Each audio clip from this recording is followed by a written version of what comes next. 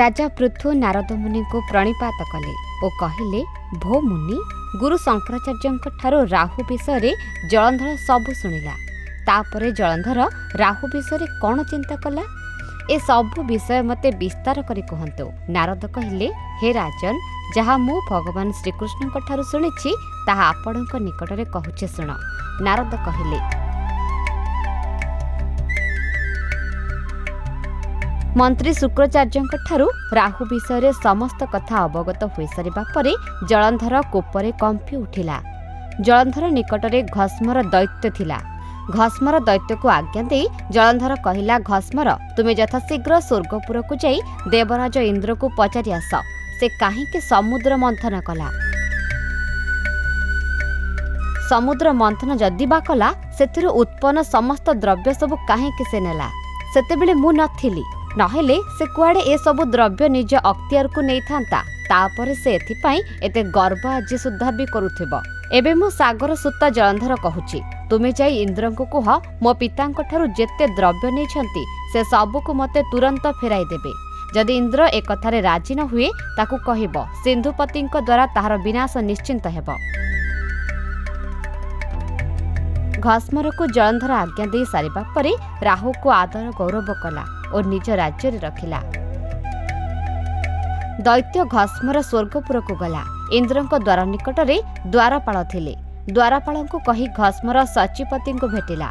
इंद्र का आसन तले ठिया होई दैत्य कहिला, सुण इंद्र, मो नाम घस्मर, मु राजा जलंधरर राजदूत। सागर राजार नंदन जलंधरଙ୍କ महिमा आपण जानिथिबे। जदि न जानिछंती तेबे आखपाख राज्यरु बुझी नेबे। ब्रह्मा को वचन अनुसार राजा जलंधर राजा चक्रवर्ती होइछंती। मु तांकठारु वार्ता नहीं आसिछि। इंद्रपुर रे इंद्रଙ୍କ निकटरे सबु देवता उपस्थित थिले। एही समय रे दूत कहिला, सकल देवगण सुनि रखंतु, पूर्वरु तुमे माने समुद्र मंथन करिथिल। एकथा सत्य जे भगवान विष्णु और सुर असुर समस्ते एथिरे संश्लिष्ट थिले।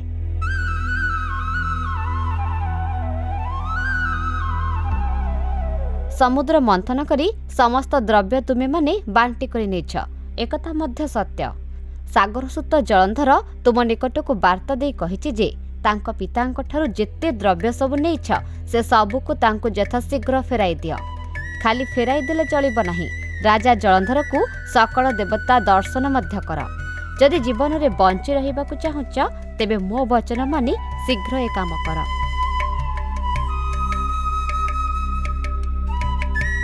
घस्मर दैत्यଙ୍କ ଠାରୁ एमंत वार्ता शुणी देवराज इंद्र कोपरे थरिबाकु लागिले ओ किंकर मानंकु कहिले, ए दैत्य स्वर्गपुर को आसी बाया भली एमिति कौन सब कहि जाउछि। एहाकु जीवन रे न मारी तार चुटी धरी घोषारी नहीं छाड़ी दे आस।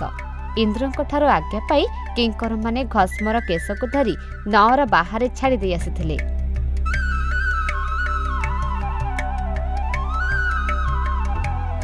घस्मर कष्टेमष्टे स्वर्गपुरु जीवन धरी सिंधु देश आसी पहुंचला। जलंधर आगरे घस्मर सबु कथा वर्णना कला। दैत्य ठारु सबु कथा शुणी जलंधर क्रोधित होई सैन्य सामंतक सहित शुक्रमुनि को सांगरे नहीं स्वर्गपुर को गला। सहस्र सहस्र सैन्य मानक नहीं जेतेबेले जलंधर स्वर्गपुर को जाउ थाई भूमंडल कंपिबाकु लागिला। रथारोही गजारोही और पदातिक रण करने बाहरिबा बेले टमक निशाण बजाई बाहर होईगले। समस्त निशाचर और सैन्य मानकर रेणु रे आकाश अंधकार होईगला। मेरु पर्वत ठारू यात्रा आरंभ करी समस्ते देवतांक स्थल रे पहुंची गले।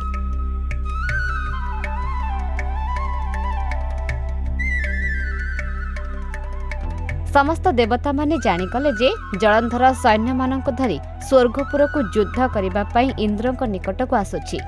एहा जानी देवता इंद्रଙ୍କ निकट को आसी युद्ध करिबा पई प्रस्तुत हेले।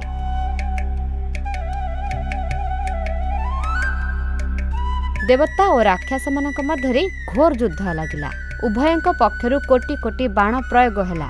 वज्र समान बाण प्रयोग फल एहर शब्द रे तीन भुवन कंपिबार लागिला। दैत्य माने तीक्ष्ण सर वर्षाइबा लागिले।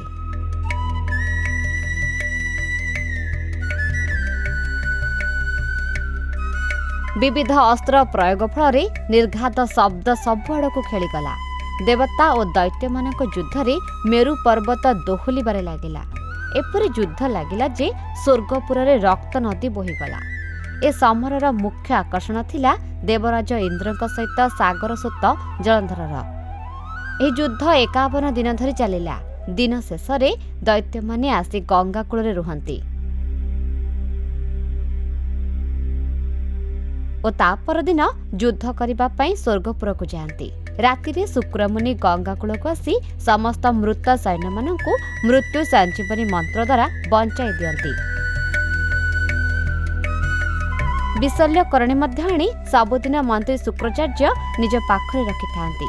जेतेबेले आवश्यक पड़े सैन्य मानक लगाई दे पुणी युद्ध को पठाई दियंती। मोट उपरे कहबाकू गले जलंधरर जेते सैन्य दिन में मरती मंत्री शुक्राचार्य सेही दिन सैन्य मानक राति जीवन दान करती। एमिति युद्ध प्राय 50 दिन में पहुंचला।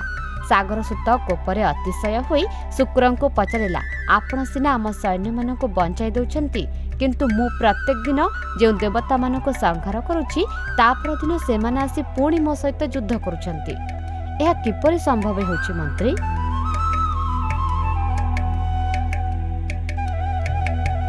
मंत्री शुक्राचार्य कहले देवता मानकर गुरु बृहस्पति से समस्त कर्म रीति नीति जानती। देवता मानक हित पाई द्रोणादि पर्वत को जाई जो औषध गछ अछि ताहाकु गुरु बाछि आनिछंती।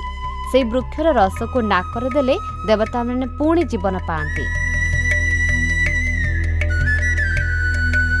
हे राजा, मु जहा कहली ताहा सत्य।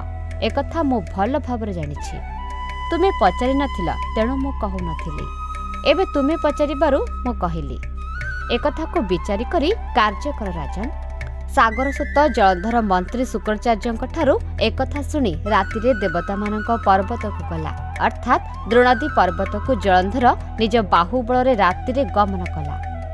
द्रोणादि पर्वत को जलंधर उपाड़ी आनी समुद्र भितरे गुप्तरे रखिला।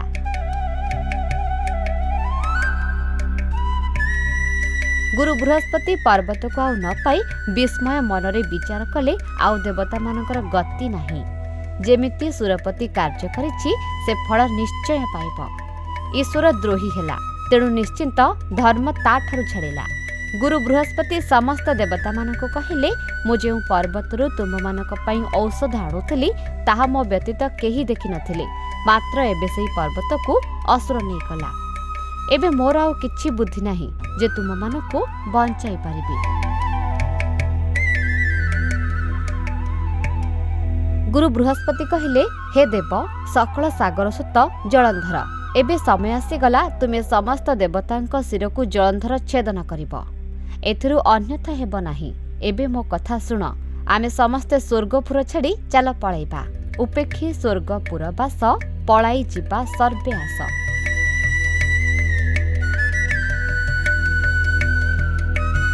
बृहस्पति पुनश्च देवता मानक कहिले जदि तुमे माने जीवन रखिबाकू चाहछ तेबे चाल कनकगिरी गुंफारे गुप्तरे रहिबा। सुरपति चिंता कले गुरु बृहस्पति ठीक कहउछंती। जलंधर ठारू रक्षा पाइबारे ए होची गोटे मात्र उपाय। गुरुଙ୍କ आदेशरे सकल देवगण भगवान श्रीकृष्ण को स्मरण करी कांचनगिरी कोरडरे गुप्त भावरे रहिले। देवता माने लुचि जिबार देखि दैत्य माने आउ देवता मानक देखिबाकू पाइले नाही। जलंधर देखिला स्वर्गपुर रे आउ कौनसी देवता नाहांती। देवता मानक न पाई जलंधर महा आनंदरे स्वर्गपुर को अधिकार कला। भगवान विष्णु एक कथा जानिबाकू पाइले। देवता मानक विपत्ति खंडिबा निमंते लक्ष्मीकांत मन निवेश कले। देवता मानक विपत्ति खंडिबा निमंते लक्ष्मीकांत मन निवेश कले। प्रभु अंतर्यामी तांको बा केउ कथा गोचर विचार करुछंती भगवान विष्णु जलंधर विषय रे। आम धर्म संस्कृति और परंपरा विषय रे अधिक जानिबा पई देखुथांतो भक्ति ओडिशा आध्यात्मिकतार अनुभव।